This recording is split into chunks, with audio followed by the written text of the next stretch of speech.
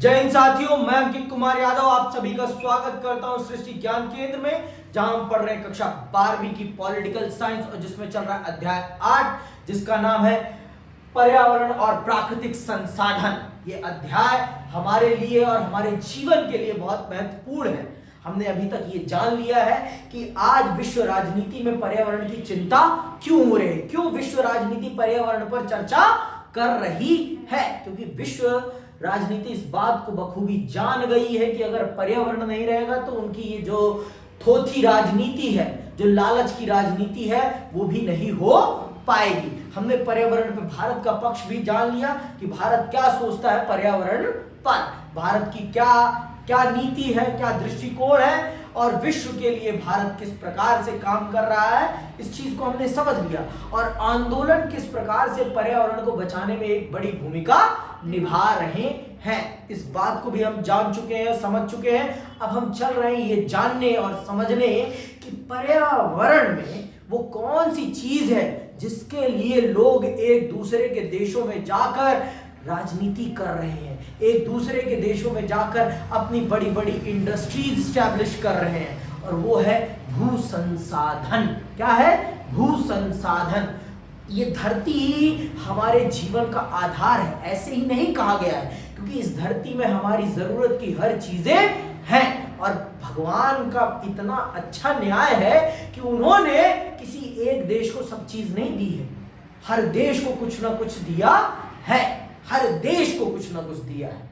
एक भारत ही ऐसा देश है जिसके पास बहुत सारी चीजें अपार मात्रा में हैं, बहुत सारी चीजें हैं हमारे पास, पर हम उनका सही ढंग से उपयोग नहीं कर पा रहे हैं। ये बड़े दुर्भाग्य की बात है, ये हमारे लिए बड़े दुर्भाग्य की बात है। इस बात को समझिए आप दोनों, क्योंकि संसार में भगवान ने भू संसाधनों का वितरण बहुत ही सूझबूझ के साथ और बहुत ही बेहतरीन तरीके से किया, जिससे कि विश्व में किसी भी प्रकार से आंतरिक कलह ना हो। लेकिन कहते हैं ना, लालच एक ऐसी चीज है जो दूसरों के भी अधिकारों पर अपना ही अधिकार समझने लगता है। तो आज हम चल रहे हैं उन्हीं चीजों को विस्तार पूर्वक समझने कि भू संसाधनों की भू राजनीति क्या है और दुनिया इसके कलह में कैसे पड़ी हुई है। तो आइए जानते हैं और समझते हैं कि भू राजनीति क्या है, किसे क्या कब और कहां कैसे हासिल होता है। ये बहुत बड़ी शब्द हैं, इन शब्दों को सुनना फिर से। किसे क्या कब कहां और कैसे हासिल होता है। संसाधनों की भू राजनीति इन्हीं सवालों से जूझती है। यूरोपीय ताकतों के विश्वव्यापी प्रसार का एक प्रमुख साधन और मकसद संसाधन रहे हैं। यूरोप के देशों ने अगर दुनिया पर अतिक्रमण किया या दुनिया के देशों को अपना गुलाम बनाया तो सिर्फ किसके लिए बनाया? संसाधनों के लिए, और किसी चीज के लिए नहीं। कौन से संसाधन? प्राकृतिक संसाधन। समझ में आई बात? ये दुनिया और ये हम जो बने बैठे हैं यहाँ पर रंगरूट बनकर, ये प्रकृति से बना हुआ है। ये जो हमारा वस्त्र है ये भी प्रकृति की देन है, ये हमारी जीन्स प्रकृति की देन है, ये घड़ी प्रकृति की देन है। समझ में आई बात? टेक्नोलॉजी जरूर है लेकिन इसमें प्रकृति का बहुत बड़ा योगदान है। ये पट्टा भी कहीं से आया है, ये लोहा, ये जो लगा है धातु, ये भी कहीं से आया है। इसको चलाने में धातु का योगदान है, और जिसके माध्यम से मैं जा रहा हूं दुनिया के सामने, ये भी एक मटेरियल से, एक मेटल से, एक पदार्थ से बना हुआ है। तो ये पदार्थ कहां से आए हैं? ये पदार्थ सारे के सारे इस धरा से आए हैं, इस धरती से आए हैं। तो इसीलिए ये धरती, ये धरा बहुत महत्वपूर्ण हो जाती है और इस पर आधिपत्य का अधिकार बहुत महत्वपूर्ण हो जाता है। अच्छा, एक बात बताओ, दुनिया में सबसे बड़ी लड़ाई किस चीज के लिए? जमीन के लिए। सबसे बड़ी लड़ाई अगर किसी चीज के लिए है वो जमीन के लिए।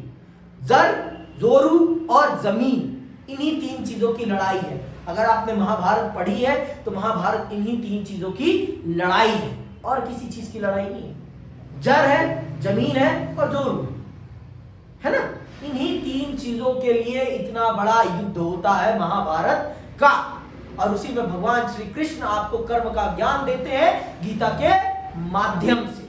समझ में आई बात? तो ये बड़ी बात है, ये इन बातों को समझना आपके लिए भी, मेरे लिए भी, हम सब के लिए बहुत जरूरी है। तो आज दुनिया में अगर अमेरिका इतनी बड़ी डोमिनेटिंग पावर बना बैठा है तो उसने ये डोमिनेटिंग पावर हासिल कैसे करी है? जमीनों पर अधिकार करके, एक बड़े प्लेटफॉर्म पर उसने अपना अधिकार कर रखा है। उसने दुनिया के पूरे समुद्र पर अपना एकाधिकार कर रखा है। उसने स्पेस पे भी अपना एकाधिकार कर रखा है। और ये सब क्या है? ये सब संसाधन है। ये सब संसाधन, और जिनका संसाधनों पर अधिकार रहेगा वो ही असली मालिक होंगे। आज भी आप गांव में देखिए, जाइए, जिनके पास जमीन है वो गांव के दादा हैं, चाहे उनके परिवार में कोई हो या ना हो, और उनका वो अकेले ही क्यों ना हो, लेकिन वो दबदबा रखते हैं, क्योंकि जमीन ही वास्तविक ताकत का आधार है। और जिसके पास जमीन होगी वो ही ताकतवर होगा। ताकत का आधार ही संसाधन है। मैं शब्द जरूर प्रयोग कर रहा हूं, फिर से सुनिएगा। संसाधन ही आपकी शक्ति का आधार है। बिना संसाधनों के आप अपने आप को आगे नहीं बढ़ा सकते। इस बात को गांठ बांध लीजिए। समझ में आई बात कि अभी भी नहीं आई है? आगे सुनिएगा। संसाधनों को लेकर राज्यों के बीच तानातनी हुई है। यहां राज्य मतलब देशों के बीच, ठीक है, तानातनी हुई है। संसाधनों से जुड़ी भू राजनीति को पश्चिमी दुनिया ने ज्यादातर व्यापारिक संबंध, युद्ध तथा ताकत के संदर्भ में सोचा। इस सोच के मूल में था विदेश में संसाधनों की मौजूदगी तथा समुद्री नौवहन में दक्षता। समुद्री नौवहन स्वयं इमारती लकड़ियों पर आधारित था, इसीलिए जहाज की सतीरों के लिए इमारती लकड़ियों की आपूर्ति 17वीं सदी के बाद के समय में प्रमुख यूरोपीय शक्तियों की प्राथमिकताओं में रही।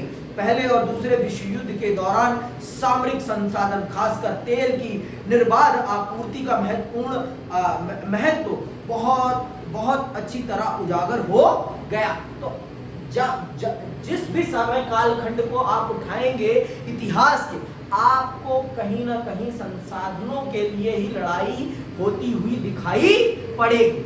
लड़ाई सदैव संसाधनों के लिए ही हुई है और आज भी संसाधनों के लिए ही हो रही है। समझ में आई बात? सदैव संसाधन ही सबसे महत्वपूर्ण रहेंगे। इस बात को आप बखूबी समझिए कि संसाधन ही जीवन का आधार है और संसाधन के बिना आप अपने जीवन की कल्पना नहीं कर सकते हैं। यहाँ पर घात छोड़ने अंग्रेज नहीं आए थे। यहाँ पर अंग्रेज इसीलिए आए थे क्योंकि भारत के पास अपार मात्रा में संसाधन है, अपार मात्रा में प्राकृतिक संसाधन है। उन्हीं प्राकृतिक संसाधनों को लूटने के लिए वो भारत आए थे। भारत में कुछ लोग यहाँ के अच्छे नहीं लगे थे उनको, यहाँ के संसाधन उन्हें अच्छे लगे थे, जो उन्हें वहां से खींचकर यहाँ लाए थे। समझ में आई बात कि अभी भी नहीं आई है? तो दुनिया में हमेशा संसाधनों के लिए ही लड़ाई लड़ी गई है और लड़ी जाएगी। इसके अलावा किसी और चीज के लिए लड़ाई नहीं लड़ी जाएगी। और जो ताकतवर होगा वो ही संसाधनों पर अपना एकाधिकार कायम रखेगा। साला जापान इतना छोटा सा देश है और उसने चीन को अपना गुलाम बना रखा था एक टाइम पर। समझ में आई बात? एक टाइम पर उसने चीन को अपना गुलाम बना रखा। कितनी बड़ी बात है। समझ में आई बात? अब ताकत कहां से आती है? ताकत इससे आती है, शिक्षा से आती है। शिक्षा ही ताकत का मूल आधार है। पूरे शीत युद्ध के दौरान उत्तरी गोलार्ध के विकसित देशों ने इन संसाधनों की सतत आपूर्ति के लिए कई तरह के कदम उठाए। इसके अंतर्गत संसाधन दोहन के इलाकों तथा समुद्री परिवहन मार्गों के इर्द गिर्द सेना की तैनाती, महत्वपूर्ण संसाधनों का भंडारण, संसाधनों के उत्पादक देशों में मनपसंद सरकारों की बहाली तथा बहुराष्ट्रीय निगमों और अपने हित साधक अंतरराष्ट्रीय समझौतों को समर्थन देना शामिल है। आपने देखा खाड़ी युद्ध क्यों होता है? कभी आपने सोचा? वहां भी तो संसाधन की लड़ाई है ना। अमेरिका कुवैत को बचाने क्यों जाता है? क्योंकि संसाधन है। कौन से? पेट्रोलियम प्रोडक्ट्स हैं। और आज की दुनिया पेट्रोलियम प्रोडक्ट्स पर ही चलती है।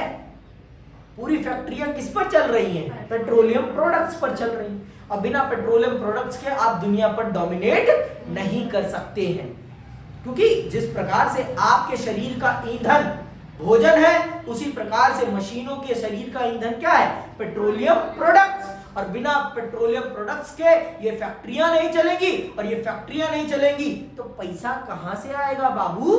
पैसे की ही तो सारी लड़ाइयां है, ये पूंजीवाद है, और इस पूंजीवाद में यही होता है। और अमेरिका ने और आपके उत्तरी गोलार्ध के देशों ने हम जैसे विकासशील देशों पर अपने शर्तें थोपी है। पूरे शीत युद्ध के दौरान अपने मुताबिक हम देशों का प्रयोग किया।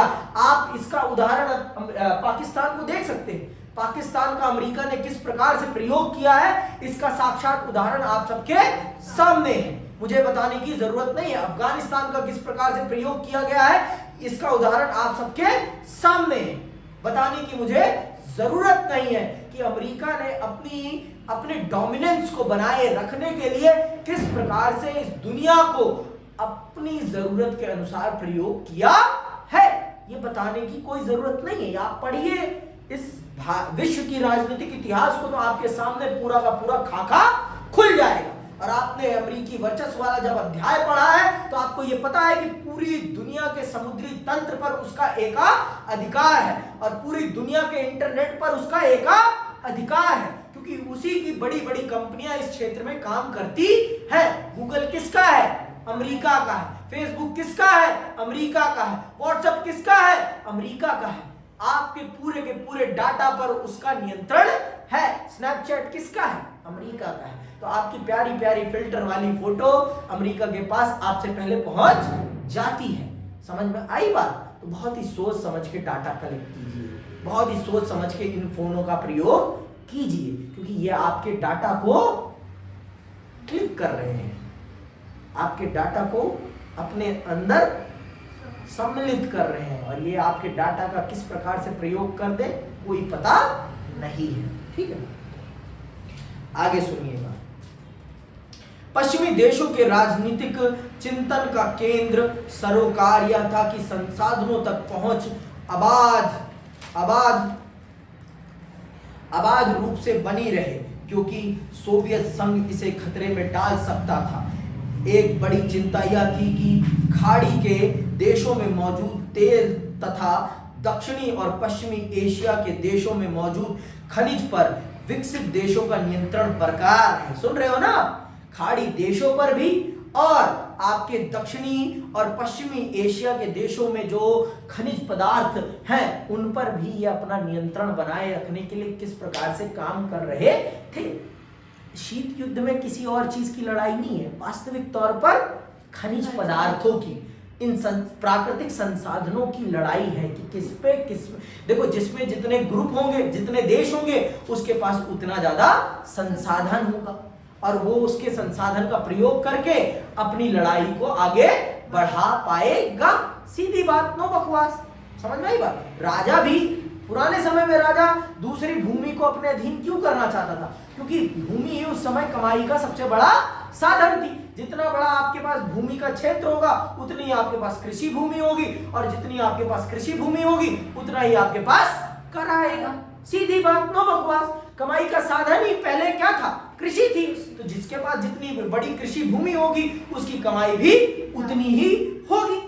तो आज भी वही है, कुछ अलग नहीं है बाबा, कुछ भी अलग नहीं है। ये बात समझिए आप दोनों, कुछ भी अलग नहीं है। अलग सिर्फ है तो है, तरीके अलग हैं। पहले मूर्ख अलग तरीके से बनाया जाता था, आज मूर्ख अलग तरीके से बनाया जाता है, लेकिन बनाया जरूर जाता है। मूर्ख बनाया जरूर जाता है, ये बात आप समझिए। आगे सुनिएगा। शीत युद्ध की समाप्ति और सोवियत संघ के विघटन के बाद सरकारों की मौजूदा चिंता सुरक्षित आपूर्ति को बनाए रखने की है। अनेक खनिज, खासकर रेडियोधर्मी खनिजों से जुड़े व्यवसायिक फैसलों को लेकर भी सरकारों को चिंता सताती है। बहरहाल वैश्विक रणनीति में तेल लगातार सबसे महत्वपूर्ण संसाधन बना हुआ है। क्यों बना हुआ है बताने की मुझे जरूरत है? नहीं है ना? क्योंकि तेल ही इस पूंजीवाद का आधार है, क्योंकि फैक्ट्रियां किसके दम पर चल रही हैं? तेल के दम पर। जिस प्रकार से हमारे शरीर के लिए भोजन महत्वपूर्ण है, उसी प्रकार से इन बड़ी बड़ी फैक्ट्रियों, बड़े बड़े जहाजों के लिए और बड़े बड़े क्रूज के लिए क्या महत्वपूर्ण है? तेल। तेल लगा के डाबर का नाम मिटा दे बाबर का। 20वीं सदी के अधिकांश समय में विश्व की अर्थव्यवस्था तेल पर निर्भर रही। यह एक जगह से दूसरी जगह तक पहुंचाए जा सकने वाले ईंधन के रूप में अपरिहार्य बना रहा। तेल के साथ विपुल संपदा जुड़ी है और इसी कारण इस पर कब्जा जमाने के लिए राजनीतिक संघर्ष छिड़ता है। पेट्रोलियम का इतिहास युद्ध और संघर्षों का भी इतिहास है। यह बात पश्चिम एशिया और मध्य एशिया में सबसे स्पष्ट रूप से नजर आती है। पश्चिम एशिया, खासकर खाड़ी क्षेत्र, विश्व के कुल तेल उत्पादन का 30% मुहैया कराता है। इस क्षेत्र में विश्व के ज्ञात तेल भंडार का 64% हिस्सा मौजूद है और इस कारण यही इकलौता क्षेत्र है जो तेल की मांग में खास बढ़ोतरी होने पर उसकी पूर्ति कर सकता है। सऊदी अरब के पास विश्व के कुल तेल भंडार का 1/4 हिस्सा मौजूद है। सऊदी अरब विश्व में सबसे बड़ा तेल उत्पादक देश है। आज के समय पर यह डाटा गलत है। आज के समय पर सबसे बड़ा तेल उत्पादक अमेरिका बन गया है। सबसे ज्यादा अमेरिका के पास आज के समय पर तेल भंडार है। उसके बाद आपके सऊदी अरब का नंबर आता है। अमेरिका कितना हरामी है, उसने पहले उसका तेल भंडार प्रयोग करा दिया, अब अपना तेल भंडार उसने खोला है। समझ में आई बात? कितना हरामी देश है, देख लो कितना, इतना देख लो। ये होती है politics. This is a politics, business with politics. समझ में बात? और ये वही कर सकता है जो इसमें महारत होगा। इसमें जो महारत होगा, जिसकी सोचने की क्षमता जितनी बड़ी होगी, वो ही ये खेल खेल सकता है। वही ये खेल खेल सकता है। इनकी बुद्धि में तो कुछ है नहीं। अरबों के अंदर पर हबीबी लुट गए। हबीबी की कमाई सारी चली गई। एक समय के बाद हबीबी कंगले हो जाएंगे। इनके पास कुछ और इसके अलावा तो कुछ है ही नहीं। बुद्धि तो है नहीं। हबीबी के पास बुद्धि तो है ही नहीं। बुद्धि होती तो और चीजें डेवलप करते, लेकिन हाँ, अब ये लोग भी डेवलप कर रहे हैं। अपने आप को विश्व का मार्केट कैपिटल बना रहे हैं। अपने आप को बहुत बड़ा टूरिज्म हब बना रहे हैं। दुबई तो अपने आप को बना रहा है बहुत बड़े स्तर पर कि दुनिया के बहुत सारे देश आए और हमारे देश में घूमे फिरे और हमें पैसा देकर जाए। सुविधाओं का केंद्र बन रहा है दुबई आज के टाइम पर, जो कि एक आप कह सकते हैं इसको पर्यटन वाली टूरिज्म इकोनॉमी बना रहा है वो अपने आप को। कौन? दुबई। मतलब सारे अरब देश अपने आप को उसी तर्ज पर डेवलप कर रहे हैं, जिससे कि पेट्रोलियम प्रोडक्ट्स के खत्म होने के बाद उनके पास उनकी कमाई का आधार बना रहे। समझ में आई बात?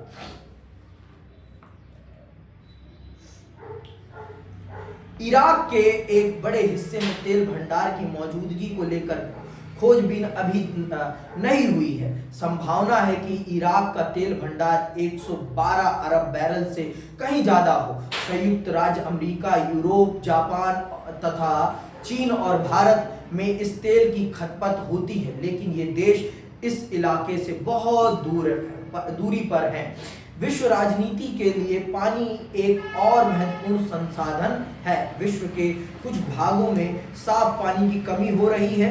साथ ही विश्व के हर हिस्से में स्वच्छ जल समान मात्रा में मौजूद नहीं है। इस कारण संभावना है कि साझे जल संसाधनों को लेकर पैदा मतभेद 21वीं सदी में फसाद की जड़ साबित हों। तो आज अब 21वीं सदी में अगर किसी संसाधन को लेकर सबसे बड़ी लड़ाई होगी तो वो कौन सा संसाधन है? वो है आपका जल। जल ही जीवन है। इसके लिए ही लड़ाई होगी, क्योंकि इसके बिना जीवन की कल्पना करना असंभव है। असंभव है। और इसकी खपत बहुत बड़े स्तर पर हो रही है। सबके पास एक मात्रा में जल नहीं है, अरब देशों के पास पानी नहीं है, वो समुद्र के पानी को फिल्टर करके पीते हैं और उसमें बहुत पैसा लगता है, बहुत बड़ी टेक्नोलॉजी लगती है और बहुत ज्यादा पैसा लगता है। वहां साला पेट्रोल सस्ता है, पानी बहुत महंगा है। समझ में आई बात? वहां पेट्रोल सस्ता है लेकिन पानी बहुत महंगा है। ये बात आप जानिए, दोनों को कह रहा हूं बहुत अच्छे से। तो दुनिया अगर अब लड़ेगी तो किसके लिए लड़ेगी? जा से जल के लिए, जा से जल के लिए अब अगली लड़ाई होगी दुनिया में। इस बात को आप दोनों बखूबी जाने और समझें। और जिस देश में जल की इज्जत नहीं होगी वो देश बर्बाद हो जाएगा, और उसमें से एक देश हमारा भी है। हमारे देश में पानी की कदर नहीं करी जाती क्योंकि हमारे देश में इफरात मात्रा में पानी है। आप आज जाके देखिए यमुना की दशा क्या बना रखी है हमने यमुना को बर्बाद कर दिया है, यमुना को हमने बर्बाद कर दिया है, जो कि बहुत बड़े दुर्भाग्य की बात है हमारे लिए, हम सबके लिए। लेकिन हम उस पर कितना सीरियस हैं ये आप भी जानते हैं और मैं भी जानता हूं। हमारे देश की सरकारें कितनी सीरियस है इस बात को मैं भी जानता हूं और आप भी जानती हैं। समझ में आई बात? तो इस देश में, जिस दुनिया में अब पानी की किल्लत हो रही है और आज भी भारत पानी की वैल्यू को नहीं समझ रहा है, खास करके उत्तर भारत के लोग तो खास कर नहीं समझ रहे हैं। दक्षिण भारत के लोगों को अब समझ में आने लगा है पानी का महत्व, क्योंकि वहां पानी का अकाल पड़ने लगा है। महाराष्ट्र के लोगों को बहुत अच्छे से पता है पानी का क्या महत्व है, और तमिलनाडु के लोगों को पता है कि पानी का क्या महत्व है। लेकिन उत्तर भारत के, खास करके उत्तर प्रदेश, हरियाणा, पंजाब और दिल्ली और बिहार, इन लोगों को नहीं पता पानी का क्या महत्व है। मैं उत्तराखंड क्यों नहीं बोल रहा हूं? क्योंकि वहां पानी स्टोर नहीं होता, क्योंकि वहां का पानी सारा बहकर चला आता है। ना हिमाचल में स्टोर होता है पानी, ना उत्तराखंड में। सारा स्टोर कहां हो रहा है? आपका उत्तरी भारत में। राजस्थान के लोगों को पानी का महत्व पता है, लेकिन हम उत्तर भारतीयों को पानी का महत्व नहीं पता, और ये बड़े दुर्भाग्य की बात है। और अगर अब भी हम नहीं समझे और अब भी हमने सही ढंग से काम नहीं किया पानी को बचाने के लिए, तो अगली मौत हमारी है। हम अगर चाहें तो हम पानी को संसाधन बनाकर दुनिया को बेच सकते हैं और मोटा पैसा छाप सकते हैं, लेकिन हमारी बुद्धि कहाँ है? हमारी राजनीति में अलग ही मुद्दे चलते हैं, कटेंगे तो बटेंगे। अरे काट लो, बांट लो। बांटा किसने पहले ये तो बताओ? तुमने ही बांटा, अब तुम ही कह रहे हो कटेंगे तो बटेंगे। जोड़ने की बात तो होगी नहीं, है ना? हिंसक राजनीति नहीं होनी चाहिए, विकासशील राजनीति होनी चाहिए। और ये विकासशील राजनीति तब होगी जब इस देश का युवा पढ़ेगा, जब राजनीति को समझने की चेतनशीलता उसके दिमाग में आएगी। और जब तक वो राजनीति को समझने की चेष्टा अपने दिमाग में नहीं लाएगा, तब तक इस देश का विकास नहीं हो पाएगा। ये बड़ी बात मैं कह रहा हूं, अपनी उम्र से बहुत बड़ी बात मैंने कही है ये। ठीक है, जो कह दिया आगे चलिए। इस जीवनदायी संसाधन को लेकर हिंसक संघर्ष होने की संभावना है। होगा, हिंसक ही होगा, क्योंकि ये जीवनदायी संसाधन है। जिस दिन पानी नहीं आता उस दिन कितने लोग प्यार से लाइन में लग के पानी लेते, होता है कि नहीं होता? टैंकर जब आते हैं तो क्या होता है? मेरी पाइप पहले जाएगी तो अपनी हटा, होता है। देखा है ना? ये क्यों हो रहा है? क्योंकि वो जीवन का आधार है, वो नहीं मिलेगा तो हम सलट जाएंगे, हम इस धरा को ही छोड़ देंगे। और इंसान को अपना जीवन बहुत प्यारा है, बहुत प्यारा है। वो किसी भी हालत में अपने जीवन को नहीं, मोह है भाई। ये शरीर ही नहीं रहेगा तो फिर क्या मतलब? कुछ नहीं। समझ रहे हो? आगे सुनो। और इसी को इंगित करने के लिए विश्व राजनीति के, और ये चित्र इसी चीज को इंगित कर रहा है। ये पानी की जरूरत को और पानी की उपलब्धता को इंगित करता हुआ चित्र है कि जरूरत हमारी इतनी है, हमने इतना पानी पृथ्वी का सोख लिया है पीने वाला, सिर्फ इतना बचा है। और अगर अब भी हम नहीं जागे तो हमसे बड़ा मूर्ख कोई नहीं है, कोई नहीं बचा पाएगा हमको। ठीक है, आगे सुनो।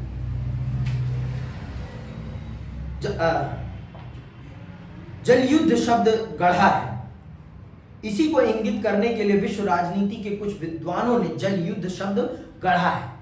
इसी को इंगित करने के लिए विश्व राजनीति के कुछ महान विद्वान लोगों ने जल युद्ध शब्द नामक एक शब्द गढ़ा। मिसाल के लिए हम एक प्रचलित मतभेद की चर्चा करें। जलधारा के उद्गम से दूर बसा हुआ देश उद्गम के नजदीक, जलधारा के उद्गम मतलब जहां से पानी निकल रहा है, जहां से पैदा होता है पानी, जहां से पानी की शुरुआत हो रही है, और जो अंत में बसा है। मान लो पानी यहां से स्टार्ट हो रहा है और यहां तक आते आते पानी की स्थिति क्या हो जाती है? पानी की स्थिति क्या हो जाती है? दयनीय हो जाती है ना? यह हकीकत है, इसे बताने की मुझे जरूरत तो है। वास्तविकता तो यही है कि हम दयनीय बना देते हैं पानी की स्थिति को। समझ में आई बात? सुनना ध्यान से। इसके उद्गम से दूर बसा देश उद्गम के नजदीक बसे हुए देश द्वारा इस पर बांध बनाने, इसके माध्यम से अत्यधिक सिंचाई करने या इसे प्रदूषित करने पर आपत्ति जताता है, क्योंकि ऐसे कामों से दूर बसे देश को मिलने वाले पानी की मात्रा कम होगी या उसकी गुणवत्ता घटेगी। ये तो स्वाभाविक है, पहले आओ पहले पाओ वाला यहाँ सीन चलेगा। जो आगे है वो इसकी बधिया बेड़ देगा। अब जैसे हमारे इधर ही देख लो ना, उत्तर भारत से गंगा भारत में एंटर कर रही है, यहाँ से उत्तर प्रदेश से, और हम यहाँ से आते आते यहाँ तक आते आते उसकी क्या दशा कर देते हैं, बताने की जरूरत तो है नहीं मुझे। इलाहाबाद में गंगा का स्वरूप कुछ और है और वाराणसी में गंगा का स्वरूप कुछ और है। हुगली तक आते आते कुछ और हो जाता है। समझ में आई बात? आगरा में यमुना की दशा कुछ और है, मथुरा में कुछ और है और दिल्ली में कुछ और है। मथुरा में भी कुछ खास नहीं है, बर्बाद ही है वहां पर भी, लेकिन हाँ यहां से तो ठीक थोड़ी है, वहां भी बदबू आती है। भगवान श्री कृष्ण ने अगर इस अवस्था में यमुना को देखा होता ना, श्राप दे देते, चक्र चला देते, फट अच्छा करते, खत्म कर देते। बहुत गंदा कर रखा है हमने, बहुत ज्यादा। और हम बनते हैं भक्त, जाते हैं वही कचड़ा अर्पित कर। अरे क्यों करना भाई, गाड़ दो उसको। और आजकल तो हम आर्टिफिशियल चीजें यूज कर रहे हैं, नकली फूल, असली फूल यूज कर लो, उसको गाड़ दोगे तो वो सड़ जाएगा जमीन में। उसको गाड़ो ना, वो सड़ जाएगा। इस धरा को कुछ पौष्टिक तत्व तो देगा अपने माध्यम से, लेकिन हमारी बुद्धि कहाँ है? हमारी बुद्धि तो है ही नहीं। समझ में आई बात? आगे सुनो। जलधारा के ये तो हो गया ना, क्योंकि ऐसे कामों से उसकी गुणवत्ता। देशों के बीच स्वच्छ जल संसाधनों को हथियाने या उनकी सुरक्षा करने के लिए हिंसक झड़पें हुई। अरे अपने देश में ही हो रही है, दो राज्यों के बीच में हो रही है, दिल्ली हरियाणा के बीच में होती है, और आपके तेलंगाना और आंध्रा के बीच में होती है, आंध्रा और कर्नाटका के बीच में होती है। पानी की लड़ाई आपको बाहर जाके देखने की जरूरत नहीं है, अपने ही देश में देख लो आप। अरे आप अपने आस पड़ोसी देख लो, इतना दूर क्यों जाना? अपने आस पड़ोसी देख लो, जिस दिन पानी नहीं आता उस दिन लड़ाई देखो। बताने की जरूरत नहीं है। हैंडपंप पे जो भीड़ लगती है जब क्या होता है सबको पता है, बताने की मुझे जरूरत है नहीं। वैसे इसका उदाहरण है 1950 से 1960 के दशक में इजराइल, सीरिया तथा जॉर्डन के बीच हुए संघर्ष। इनमें से प्रत्येक देश ने जॉर्डन और यरमुक नदी से पानी का बहाव मोड़ने की कोशिश की थी। फिलहाल तुर्की, सीरिया और इराक के बीच फरात नदी पर बांध के निर्माण को लेकर एक दूसरे से ठनी हुई है। बहुत से देशों के बीच नदियों का साझा और इनके बीच सैन्य संघर्ष होते रहते हैं। भारत और पाकिस्तान का देख लो, सिंधु नदी जल विवाद है ना। तो ये सारी समस्याएं हैं, पर इन समस्याओं का समाधान सिर्फ एक है और वो है बात और चीत। हथियार इनका समाधान नहीं है। कि है हथियार समाधान? कह दो है। नहीं है ना। बातचीत ही है इनका समाधान, और बातचीत से करेंगे हम इनका समाधान तो हम बहुत आगे बढ़ेंगे, और अगर हम बातचीत से नहीं करेंगे तो हम आगे नहीं बढ़ पाएंगे। ये बड़े दुर्भाग्य की बात है। फिर भी हम इस बात को समझते नहीं है कि पानी महत्वपूर्ण है, हम फिर भी नहीं समझते। इतने अच्छे लोग हैं। अब हम चल रहे हैं उन लोगों की चर्चा करने जो इस धरती के वास्तविक मालिक हैं और जिनका इस धरती को आगे बढ़ाने में बहुत बड़ा योगदान है। अब हम चल रहे हैं मूलवासियों की चर्चा करने और उनके अधिकारों की चर्चा करने। हम लोगों ने उनके अधिकार, उनके संसाधन, उनका घर सब छीन लिया है और आज उन्हीं के घर से हमने उन्हें बेघर कर दिया है। आज हम जंगलों को काटते जा रहे हैं जो कि उनका घर है, और आज हम उनसे सब कुछ छीनते जा रहे हैं। समझ में आई बात? जो कि सरासर नाइंसाफी है, जो कि सरासर नाइंसाफी। लेकिन हम क्या, हमें तो है लालच, हमें तो पैसा कमाना है, हमें ज्यादा से ज्यादा सुख भोगना है, और सुख भोगने के चक्कर में हम एक ऐसे समाज की कल्पना कर रहे हैं जो कि हमारी मौत का कारण बन जाएगा। दिल्ली में सांस लेना दूभर हो चुका है। क्यों दूभर हो चुका है? क्योंकि दिल्ली हद से ज्यादा लोगों को अपने अंदर बसाए हुए है। जहां रहने की कैपेसिटी 10 लाख लोगों की है, वहां यहां पर रह रहे हैं 1 करोड़ लोग। तो आप खुद ही सोचो, संसाधनों का दुरुपयोग कितनी बड़ी मात्रा में होगा। फिर कितनी बड़ी मात्रा में होगा? बहुत बड़ी मात्रा में होगा। समझ में बात? और ये ऐसा क्यों हुआ है? क्योंकि हमने विकास को सही ढंग से डिस्ट्रीब्यूट नहीं किया है। हमने एक जगह पर विकास ही विकास कर दिया है और जगहों पर हमने विकास ही नहीं किया। अब दिल्ली में कितनी केंद्रीय विश्वविद्यालय हैं पता है? प्रमुख 3 केंद्रीय विश्वविद्यालय हैं। कौन कौन से? दिल्ली यूनिवर्सिटी, जेएनयू और जामिया मिलिया। तीन केंद्रीय विश्वविद्यालय हैं। और राजस्थान, मध्य प्रदेश में चले जाओगे तो आपको पूरे राज्य में इतने ही मिलेंगे केंद्रीय विश्वविद्यालय। तो ये है हमारे देश में विकास का असमान वितरण, जो कि देश में एक जगह पर आबादी को हद से ज्यादा बढ़ा रहा है, जो कि सरासर नाइंसाफी है उस क्षेत्र के लिए भी। समझ में आएगा? आओ आगे पढ़ते हैं और सुनते हैं। मूलवासी और उनके अधिकारों के बारे में जानते हैं। मूलवासियों का सवाल पर्यावरण, संसाधन और राजनीति को एक साथ जोड़ देता है। संयुक्त राष्ट्र संघ ने 1982 में इनकी एक शुरुआती परिभाषा दी। इन्हें ऐसे लोगों का वंशज बताया गया जो किसी मौजूदा देश में बहुत दिनों से रहते चले आ रहे थे, फिर किसी दूसरी संस्कृति या जातीय मूल के लोग विश्व के दूसरे हिस्से से उस देश में आए और इन लोगों को अधीन बना लिया। किसी देश के मूलवासी आज भी उस देश की संस्थाओं के अनुरूप आचरण करने से ज्यादा अपनी परंपरा, सांस्कृतिक रिवाज तथा अपने खास सामाजिक आर्थिक ढर्रे पर जीवन यापन करना पसंद करते हैं। तो ये है उनकी मूलवासियों की परिभाषा कि जो लोग एक लंबे समय से एक भूखंड पे रह रहे हैं और अपनी संस्कृति के अनुसार अपने जीवन को जी रहे हैं, और बाहरी लोग आकर उनकी संस्कृति पर आक्रमण करके उन्हें मूल धारा से बाहर कर देते हैं। तो आप ये जान लीजिए कि सबसे ज्यादा इस काम को करने में यूरोपीय देशों ने भूमिका निभाई।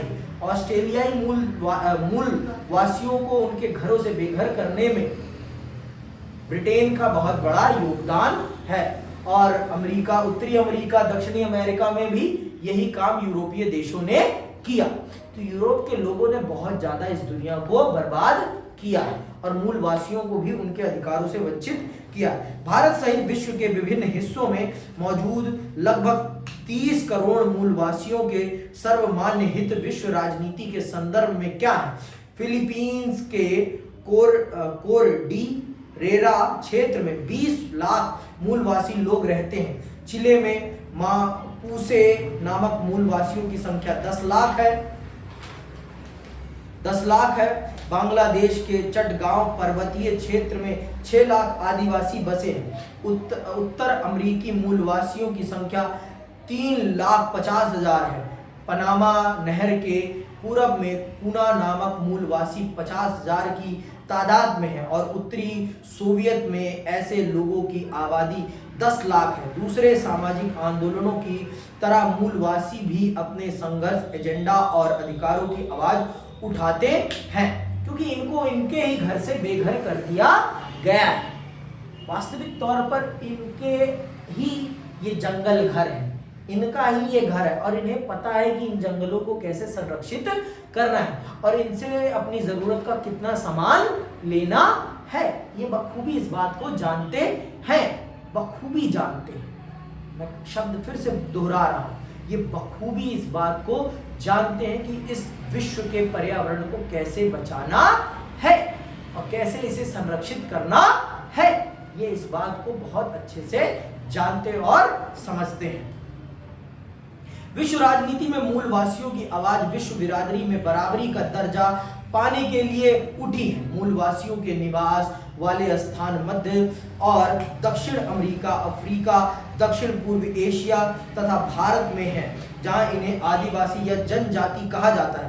ऑस्ट्रेलिया और न्यूजीलैंड समेत ओसानिया क्षेत्र में बहुत से द्वीपीय देशों में हजारों सालों से पॉलिनेशिया, मलेशिया और माइक्रोनेशिया वंश के मूलवासी रहते हैं। सरकारों से इनकी मांग है कि इन्हें मूलवासी कौम के रूप में अपनी स्वतंत्र पहचान रखने वाला समुदाय माना जाए।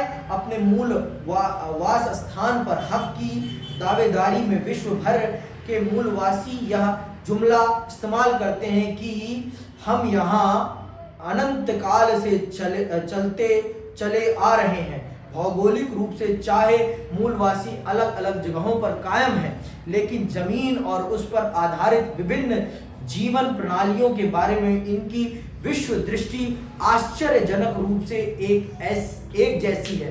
भूमि की हानि का अर्थ है आर्थिक संसाधनों के एक आधार की हानि और यह मूलवासियों के जीवन के लिए बहुत बड़ा खतरा है। उस राजनीतिक आजादी का क्या मतलब जो जीने के लिए संसाधन ही न मुहैया कराए। तो ये साफ सीधे तौर पर कहते हैं राजनीतिक अधिकार का तब तक कोई मतलब नहीं है जब तक हमारे पास हमारे जीवन को जीने के लिए संसाधन नहीं होंगे। आप खुद ही सोचो, अगर आपके पास खाने के लिए खाना ही नहीं है तो आपके आजाद होने का कोई अर्थ है? फिर तो आप गुलाम होना ही पसंद करेंगे, लेकिन खाना मिलना चाहिए। जब तक ये पेट भरा नहीं रहेगा ना, तब तक आजादी पाजादी कोई मतलब की नहीं होती। पेट भरा तो सब सही, पेट नहीं भरा तो कुछ भी सही नहीं। पेट भरा रहेगा तभी ये दिमाग काम करेगा, और अगर ये भरा नहीं रहेगा तो कुछ भी काम करने वाला नहीं है। ये बात आप बखूबी जान लीजिए, ठीक है। भारत में मूलवासियों के लिए अनुसूचित जनजाति या आदिवासी शब्द प्रयोग किया जाता है। ये कुल जनसंख्या का 8% है। अपवाद स्वरूप कुछ एक घुमतू जनजातियों को छोड़ दें तो भारत की अधिकांश आदिवासी जनता अपने जीवन यापन के लिए खेती पर निर्भर है। सदियों से ये लोग बेधड़क जितनी बन पड़े उतनी जमीन पर खेती करते आ रहे थे, लेकिन ब्रिटानिया औपनिवेशिक शासन कायम होने के बाद से जनजातीय समुदायों को सामना बाहरी लोगों से हुआ। जब तक ब्रिटेन का भारत में शासन स्थापित नहीं हुआ था, तब तक भारत की जनजातियां कभी भी भारत के जो सामान्य लोग हैं उनसे उनका सीधे तौर पर मुकाबला कभी नहीं होता था, क्योंकि तब बड़े पैमाने पे भारत में जंगल मौजूद थे और ये लोग अपने जंगलों में ही आसानी से आराम से निवास करते थे। इनको कोई बाहरी दखल अंदाजी इनको भी कोई नहीं करता था और ये भी बाहर आकर कुछ भी नहीं करते थे। लेकिन जैसे ब्रिटेन भारत में आता है, क्योंकि उनका दृष्टिकोण ही अलग होता है। उनका दृष्टिकोण क्या होता है? व्यापारिक दृष्टिकोण होता है, और वो ज्यादा से ज्यादा भारत के संसाधनों को अपने हित के लिए प्रयोग करना चाहते हैं। और उसी दृष्टिकोण से उन्होंने भारत के जंगलों की कटाई प्रारंभ करी, और फिर भारत में बहुत सारे ऐसे संघर्ष हुए। राजमहल की पहाड़ियों में सांथालों के साथ लड़ाइयां हुई, सामान्य जनता की और इन आदिवासी लोगों की, आज जिन्हें हम आदिवासी या जनजातीय समूह कहते हैं, उनके बीच आपसी लड़ाई हुई। हालांकि राजनीतिक प्रतिनिधित्व के लिहाज से इनको संवैधानिक सुरक्षा हासिल है, लेकिन देश के विकास का इन्हें ज्यादा लाभ नहीं मिल सका है। आजादी के बाद से विकास की बहुत सी परियोजनाएं चली और बड़ी संख्या में लोग विस्थापित हुए। ऐसी परियोजनाओं में विस्थापित होने वालों में यह समुदाय सबसे बड़ा है। दरअसल इन लोगों ने विकास की बहुत बड़ी कीमत चुकाई है, क्योंकि जब भी जंगल कटते थे तो सबसे पहले इन्हीं के घर उजाड़े जाते थे। जब भी कुछ भी होता है विकास के नाम पर, आपके झारखंड में कुछ भी होता है, सबसे पहले जनजातीय लोगों को ही उसकी कीमत चुकानी पड़ती है। तो भारत के विकास में इन लोगों ने खोया बहुत कुछ है, पाया बहुत कम है। पूरा का पूरा ये झारखंड, आपका उड़ीसा, ये छत्तीसगढ़, ये पूरा का पूरा जनजातीय लोगों का ही निवास स्थान है। यहाँ पर बड़े पैमाने पर जनजातीय लोग रहते हैं, और इनको ही भारत के विकास के लिए भेंट पर चढ़ाया गया है। जब मैं भारत के विकास की यात्रा पढ़ाऊंगा तब मैं इनको बहुत ही विस्तार पूर्वक आपको समझाऊंगा।